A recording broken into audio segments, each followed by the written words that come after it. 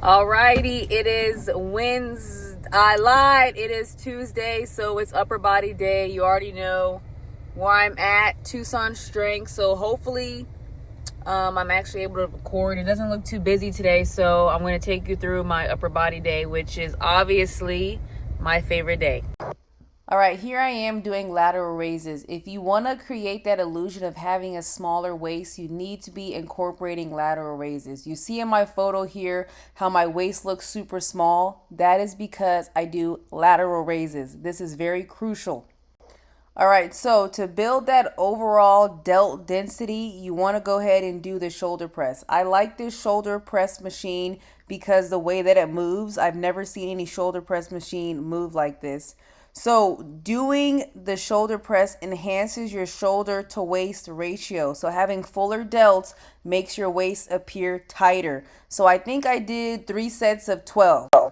If you want that little heart shape between your shoulder blades, let me insert a picture here. You need to be doing the seated row. The seated row helps with your posture so you're not slouching. So definitely add these to your routine. All right, here I am doing the rear delt flies. I do about 3 sets of 12 to 15 on here. This is like the ultimate tie-in for your back. You cannot have a nice looking back without doing the rear delt flies. Let me insert a picture here of how it can change. All right, so when it comes to chest, I maybe do 1 chest exercise a week, and this is it. I just don't want my chest to look flat, so I just add in these 1 little chest flies, and that's pretty much it for chest. Look at the mountain view. I took a nice scenic drive down to this lake park in Sahuarita, and I did about a 3-mile loop. It doesn't even feel like you're in Arizona. Just look at the scenery. Guys, I am at Tucson Strength. It's Thursday, 7:30. So Thursdays are the best days. Oh, I gotta turn this down. Thursdays are the best days because I don't have any clients until 10 a.m. is my first client. So I can not have to rush in the morning. I can come to the gym 7 a.m. Perfect time to work out, have time to have my breakfast, and still get back on time. So today is upper body day, which makes it even better. All right, y'all. That's all I have to say. You guys should actually see some snippets of upper body day in this one today. So I actually forgot to record these at Tucson Strength, but I do these bent over rows. I'm at my personal training studio, but this is also something I include on my back day, and I typically do about 3 sets of 12 to 15 when I'm doing the bent over rows. All right, going off my last video when I was talking about nutrition. So just because something is in a natural grocers, Whole Food store, or Sprouts doesn't automatically make it healthy. You can get unhealthy items in any of those stores, but a lot of people associate Whole Foods or Sprouts with healthy. So they think that they can buy anything in there and they're going to lose weight. So in this following clip, I'm going to show you some items that I found in Sprouts that people would also consider healthy and pick up.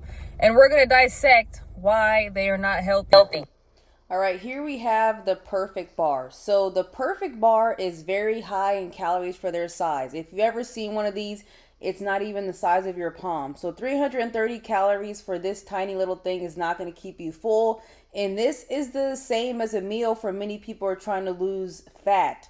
Very high fat content, 20 grams of fat, and it's not very filling relative to the calories. So you can eat this in 60 seconds and you'll still be hungry.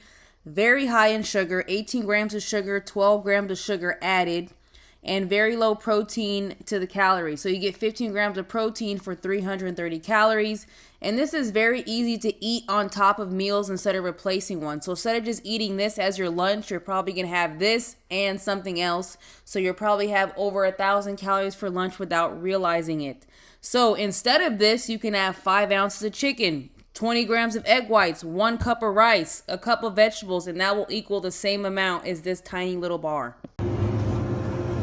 All right, guys, I want to talk about sweating equals more calories burned. Now that hot yoga, hot Pilates, it's the new trend, a lot of people feel that by doing things that cause them to sweat excessively, they feel like they're losing fat. I hear it all the time where people are like, oh, I'm going to take hot yoga or hot Pilates because I want to melt this fat off. If that was the case, anybody who lives in a hot state like Arizona, Texas, all they would have to do is stand outside, and it's like the sun is nature's Ozempic if sweating gives you fat loss. So a lot of people perceive that because they're sweating, they worked out super hard, that they burned a lot of calories. In return, they go and they eat a high calorie meal because they assume, oh, I just burned 600 calories doing hot yoga. Therefore, this 600 calorie burger I'm about to have is going to cancel it out. But really, they only burned 90 calories. But because they perceived that they were working hard and sweating, they burned a lot of fat. So you guys have to understand that sweating is your body cooling itself off. It's not you melting fat. But again, with marketing, a lot of marketing for Pilates is torch the fat off, melt the fat off while having fun. But really, all you're losing is water, and you'll lose temporary water weight. And as soon as you take a sip of water, you're right back where you started. Anywho, thank you guys so much for watching this video. I will be back Saturday at 10 a.m. for the next one. And that one, we're going to go over my full body and posing days.